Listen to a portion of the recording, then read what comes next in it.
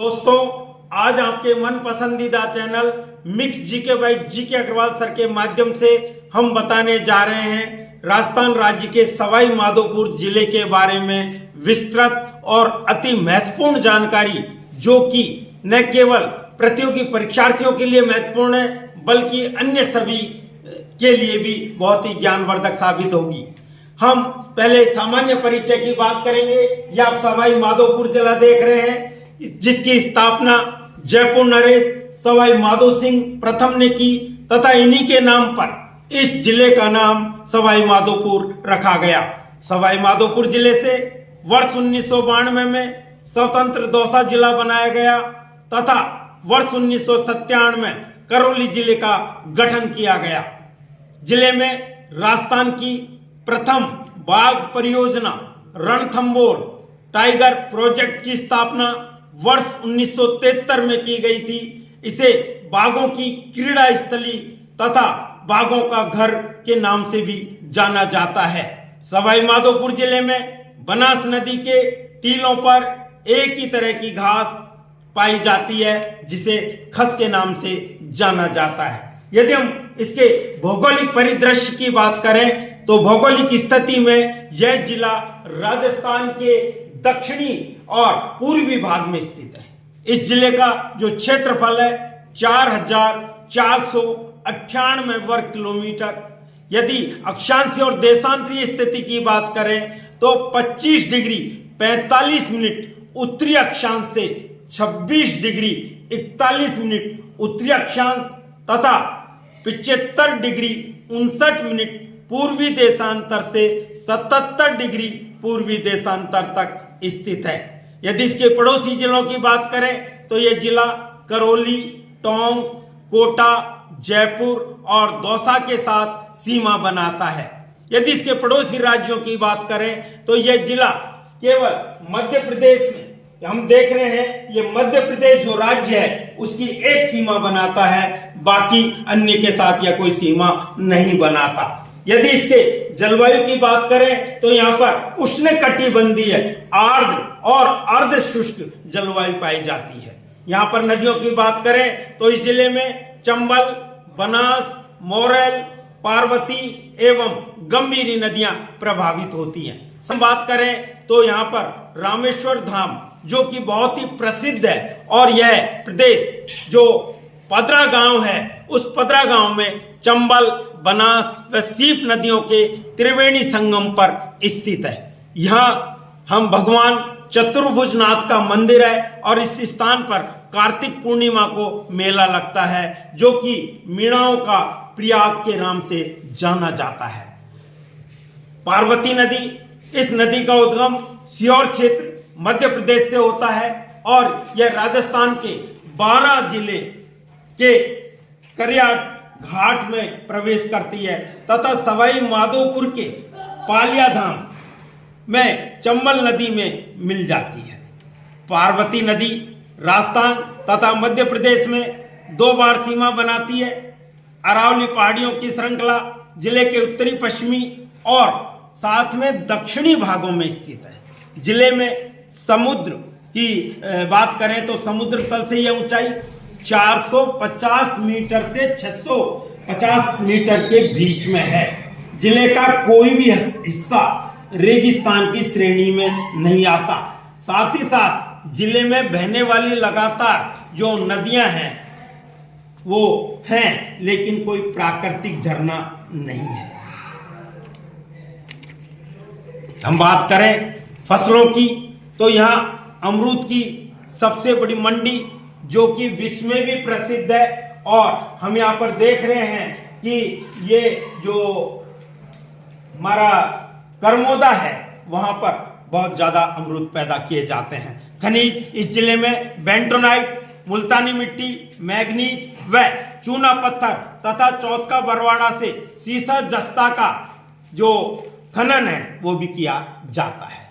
साथ में जलाशय और झीलों की बात करें तो मोरेल बांध सवाई माधोपुर में मोरेल नदी पर निर्मित एशिया का सबसे बड़ा जो मिट्टी से निर्मित बांध है उसको मोरेल बांध के नाम से जाना जाता है। ईसरदा परियोजना जो कि बनास नदी पर सवाई माधोपुर के ईसरदा गांव में बनी हुई है। इस परियोजना के माध्यम से बनास नदी का जो अतिरिक्त जल है, जो कि अभी जो बनास बांध बनाया गया है, जिसको बीसलपुर डैम का नाम दिया गया है, जिससे अनेक जिलों को पानी उपलब्ध कराया जाता है, जिससे टोंक के सीमावर्ती क्षेत्रों को पेयजल की सुविधा उपलब्ध कराई जाती है। साथ में अब वहां का जो अतिरिक्त पानी है उससे ईसरदा परियोजना में इसका पानी इसको बांध के रूप में तैयार करके पानी उपलब्ध कराया जाएगा। यहाँ पर वन और वन्य जीव की बात करें तो रणथंभौर राष्ट्रीय उद्यान, इसकी स्थापना वर्ष 1955 में वन्य जीव अभ्यारण्य के रूप में की गई थी और यहाँ पर जो अप्रैल 1973 को राजस्थान के पहले टाइगर प्रोजेक्ट की यहाँ पर स्थापना की गई। और ये टाइगर जो प्रोजेक्ट है उसमें आप देखेंगे तो हमारे 1 नवंबर 1980 को राजस्थान के पहले राष्ट्रीय उद्यान का दर्जा दिया गया और यह राष्ट्रीय उद्यान में धौंक एवं ढाक के वृक्ष पाए जाते हैं। इस राष्ट्रीय उद्यान में रणथंभौर दुर्ग, जोगी महल, त्रिनेत्र, गणेश मंदिर, पद्म तालाब, मलिक तालाब, गिलोई सागर, राजबाग तालाब, लाभपुर या लाभपुर झील जो कि सवाई माधोपुर में बहुत ही महत्वपूर्ण स्थान रखती है, तेंदुआ, काराकल, जंगली बिल्लियां, सुस्त भालू, सियार, साथ ही साथ लकड़बग्गा इत्यादि यहाँ पर वन्य जीव भी देखने को मिलते हैं। सवाई मानसिंह अभ्यारण्य की बात करें तो इस अभ्यारण्य की घोषणा वर्ष 1984 में की गई थी। रणथंभौर अभ्यारण्य में अधिक बाघ हो जाने की स्थिति में यहाँ पर शिफ्ट करने की योजना है। इसके बाद देखें तो चंबल घड़ियाल परियोजना भी बहुत ही महत्वपूर्ण स्थान रखती है, जो कि यहाँ देखें यह चंबल नदी के घड़ियालों को संरक्षण करने के लिए बहुत ही महत्वपूर्ण है। यदि हम बात करें ऐतिहासिक परिदृश्य की तो ऐतिहासिक परिदृश्य में जो वो गोविंदराज चौहान प्रथम ने सवाई माधोपुर रणथंभौर में चौहान राजवंश का शासन किया। 1194 ईस्वी में रणथंभौर में चौहान वंश की स्थापना अजमेर शासक पृथ्वीराज चौहान के तृतीय के पुत्र गोविंदराज प्रथम ने की थी। उसके उत्तराधिकारी क्रमशः वल्लण, प्रहलाद और वीर नारायण थे। वीर नारायण का संघर्ष इल्तुतमिश से हुआ, जिससे उसकी मृत्यु हो गई थी और उसके उत्तराधिकारी जो बाघ भट्ट ने दिल्ली से भेजे गए तुर्क अधिकारियों से अपने पैतृक राज्यों को बचाया। उसके पुत्र जैत्र सिंह ने नसरुद्दीन द्वारा भेजी गई सेना को रणथंभौर नहीं जीतने दिया, परंतु उसे कर देने के लिए विवश होना पड़ा। हम्बीरदेव चौहान जो कि 1282 से लेकर 1301 ईस्वी के बीच में रहे और जैत्र सिंह ने 1282 में अपने उत्तराधिकारी के रूप में हम्बीरदेव को नियुक्त किया। इनकी जानकारी नैनचंद्र सूरी ने हम्बीर महाकाव्य एवं सुदर्शन चरित्र, जोधाराव के हम्बीर रासो अमृत, हम्बीर बंधन, चंद्रशेखर के हम्बीर हट, व्यास भांडव के हम्बीर नारायण तथा मंडन विलय के गंभीर ग्रंथ हम्बीर देव चौपाई में भी मिलता है। आप देखें कि ये थे हम्बीर देव, जो कि वास्तव में एक शख्सियत थे, ये कह सकते हैं। हम्बीर देव प्रथम के बारे में एक प्रसिद्ध दोहा भी है कि सिंह गमन सतपुरुष वचन, कदली फले एक बार, तिरिया तेल हम्बीर हट चढ़े न दूजी बार। अर्थात सिंह एक ही बार संतान को जन्म देता है, साथ में जो सही पुरुष है, सत्य व्यक्ति एक बार कहता है, साथ ही साथ कदली जो केला है वो एक ही बार फल देता है, और तिरिया तेल मतलब है कि जो लड़की की शादी होती है उस पर तेल एक ही बार चढ़ता है, और हम्बीर हट जो है वो भी दूसरी बार नहीं चढ़ती। अर्थात हम्बीर ने जो हट पकड़ ली वह करके ही छोड़ता था। 1282 ईस्वी में हम्बीर ने अपने राज्यारोहण के बाद दिग्विजय की नीति अपनाई। आबू, काठियावाड़, पुष्कर, चंबा, धार आदि राज्यों को इसने अपनी अधीनता स्वीकार करने के लिए बाध्य किया एवं मेवाड़ के शासक समर सिंह को परास्त किया। 1291 ईस्वी में जलालुद्दीन खिलजी ने रणथंभौर पर आक्रमण किया पर उसको सफलता नहीं मिली। हम्बीर द्वारा मंगोल विद्रोही शरण में दिल्ली का मुल्तान अलाउद्दीन खिलजी हम्बीर से इसमें नाराज हो गया और नाराज होने के कारण हम्बीर ने जब विद्रोहियों को लौटाने में इनकार कर दिया तो 1299 ईस्वी में उसने खिलजी के आक्रमण का जो सामना है वो उसको करना पड़ा, मगर तुर्क सेना को उसे पराजित कर दिया। 1301 ईस्वी में अलाउद्दीन स्वयं सेना लेकर रणथंभौर आया, मगर जब युद्ध में उसे सफलता नहीं मिली तो उसने छल और कपट का सहारा लिया। अलाउद्दीन ने हम्बीर के सेना नायक रणमल और रतिपाल को किला देने का लालच देकर अपनी ओर मिला लिया। इनके विश्वासघात के कारण किले पर तुर्क का अधिकार हो गया। हम्बीर लड़ता हुआ मारा गया और किले में हम्बीर की पत्नी रंग देवी के नेतृत्व में महिलाओं ने जौहर कर लिया। हम्बीर देव की पुत्री देवल देवी ने पतला तालाब में कूदकर जल जौहर कर लिया। यह राजस्थान का प्रथम जल जौहर था जो कि रणथंभौर का पहला साका कहलाता है। अमीर खुसरो ने अपने ग्रंथ खजाइन उल फुतूह में लिखा कि कुफ्र का गढ़ आज इस्लाम का घर हो गया। हम्बीर देव ने 17 युद्ध किए जिसमें से 16 युद्ध उन्होंने विजय किए और अंतिम युद्ध लड़ते हुए वीर गति को वे प्राप्त हो गए। प्रतिवर्ष 19 जनवरी को सवाई माधोपुर अपना स्थापना दिवस मनाता है। सवाई माधोपुर जिले के क्षेत्र पुराने करौली राज्य, पुराने जयपुर राज्य को सवाई माधोपुर, गंगापुर, हिंडौन निजामतों से जो आता था। पुराना करौली राज्य 17 मार्च 1948 को मत्स्य संघ में सम्मिलित हुआ, जिससे पुराने जयपुर राज्य के साथ मिलाकर संयुक्त राज्य राजस्थान बना। 15 मई 1949 को सवाई माधोपुर अलग जिले के अस्तित्व में आया। सवाई माधोपुर को 4 जून 2005 को भरतपुर संभाग में शामिल कर लिया गया। स्थापत्य और सांस्कृतिक परिदृश्य की दृष्टि से देखें तो साथियों, ये जो रणथंभौर है, रणथंभौर दुर्ग प्रचलित मान्यता के अनुसार इसका निर्माण चौहान राज रणथंभौर द्वारा 1944 में करवाया गया था। एक अन्य विचारधारा के अनुसार किले का निर्माण लगभग 1110 में चौहान राजा जयंत ने किया था। खानवा युद्ध के घायल राणा सांगा को भी इलाज के लिए इसी दुर्ग में लाया गया था। यह गिरी दुर्ग जो रण और थम्मन दो पहाड़ियों के बीच में स्थित है और इसीलिए इसे रणथंभौर का किला के नाम से जाना जाता है। रणथंभौर का किला इस क्षेत्र के शासकों के लिए उत्तर भारत, दक्षिण व मध्य भारत के बीच व्यापार मार्गों के रूप में एक महत्वपूर्ण इमारत थी। अबुल फजल ने इस दुर्ग के बारे में कहा है कि यह जो दुर्ग है वह सब दुर्ग नंगे हैं, लेकिन यह दुर्ग जो है एक मात्र बख्तर बंद, जिसे 21 जून 2013 को यूनेस्को ने इसे विश्व धरोहर जो सूची बनाई उसमें शामिल कर लिया है। नौलखा दरवाजा, हाथी पोल, गणेश पोल, सूरज पोल, त्रिपोलिया पोल किले के प्रमुख जो द्वार हैं। किले की प्रमुख इमारतों में हम्बीर महल, रानी महल, हम्बीर की कचहरी, सुपारी बादल महल, 32 खंभों की छतरी आप देख रहे हैं। अभी हम आपको 32 खंभों की छतरी के बारे में बताएं तो आप ये देखेंगे कि ये जो छतरी है वो भी बहुत ही महत्वपूर्ण स्थान रखती है।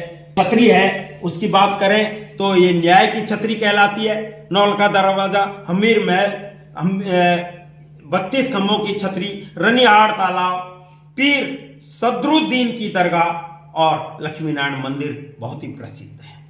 भारत का प्रसिद्ध त्रिनेत्र गणेश जी का मंदिर आप देख रहे हैं। ये त्रिनेत्र गणेश जी का मंदिर जो कि यहाँ पर बहुत ही ज्यादा प्रसिद्ध रहा था। ये आप देख रहे हैं ये गणेश जी का मंदिर जिसको त्रिनेत्र गणेश जी के नाम से भी जानते हैं। और कहते हैं कि पूरा भारत जब अपने शादियां करता है तो पहले गणेश जी का निमंत्रण इन्हीं के पास भेजता है। कहते हैं कि डाकिया रोजाना के जाने कितने बैग अपने निमंत्रणों के यहीं पर लेकर जाता है। साथ में देखिए खंडार का किला, मान्यता के अनुसार इस किले के राजाओं ने कभी हार नहीं मानी। मेवाड़ के सिसोदिया राजाओं ने लंबे समय तक इस वैभवशाली और अजय किले में सुरक्षित रहकर राज किया। कालांतर में इसमें मुगलों ने इसको जीत लिया था। दोस्तों, झायन दुर्ग भी यहाँ पर बहुत ही प्रसिद्ध है, जिसको रणथंभौर दुर्ग की कुंजी के नाम से जानते हैं। यहाँ पर प्रमुख धार्मिक स्थल की बात करें तो घुश्मेश्वर मंदिर, पुराणों के अनुसार भगवान शिव का 12वां अंतिम ज्योतिर्लिंग, जिसको घुश्मेश्वर मंदिर के नाम से जाना जाता है। आप देख रहे हैं, अभी हम आपको घुश्मेश्वर मंदिर शिवाड़ जिसको लेकर चलते हैं, ये है आपके घुश्मेश्वर। ये आप देख रहे हैं, ये घुश्मेश्वर मंदिर है जो कि बहुत ही प्रसिद्ध है। यहां देखें, इसके बाद में धुंधर मंदिर देख रहे हैं, जो कि सवाई माधोपुर के गंगापुर तहसील के पास शंकर भगवान का प्राचीनतम मंदिर है, जो कि भाद्रपद के महीने में यहां पर भाद्रपद कृष्णा नवमी के माह में यहां पर मेला लगता है। इसके बाद अमरेश्वर मंदिर की बात करें, जो कि यहाँ ऊंची पहाड़ियों के बीच में बसा हुआ है।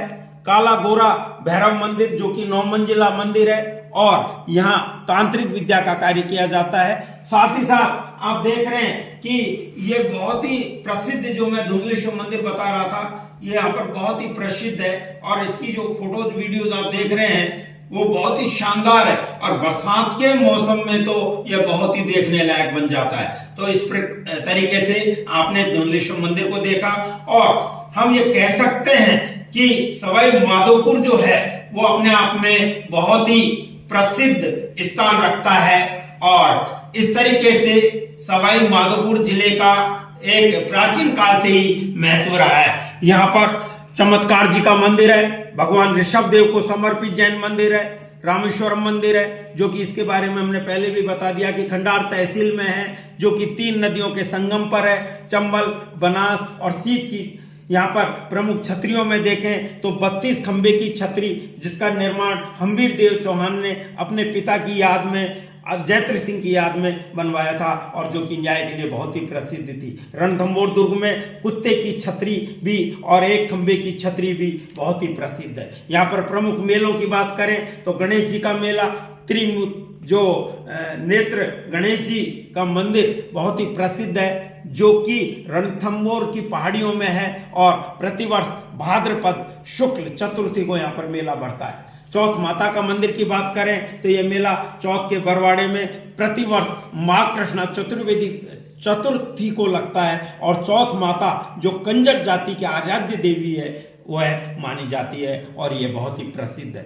शिवरात्रि का मेला यहाँ पर लगता है। यह मेला घुश्मेश्वर मंदिर सिवाड़ गांव में लगता है और यह प्रतिवर्ष फागुन कृष्ण त्रयोदशी को लगता है। अन्य मेलों में जगदीश मेला, कल्याण जी का मेला यहाँ पर बहुत ही प्रसिद्ध है। अन्य महत्वपूर्ण जानकारी में देखें तो हेला ख्याल, जो कि लोक संगीत का बहुत ही प्रचलन है। संगमर की मूर्तियाँ सवाई माधोपुर के बांस टोरडा नामक स्थान पर ये मूर्तियाँ बनाई जाती हैं। और दाबू प्रिंटिंग की बात करें तो मोम के दाबू से प्रिंटिंग का कार्य किया जाता है। इस प्रकार से हमने आपको सवाई माधोपुर के जो विभिन्न हैं स्थान है उनके बारे में बताने का प्रयास किया।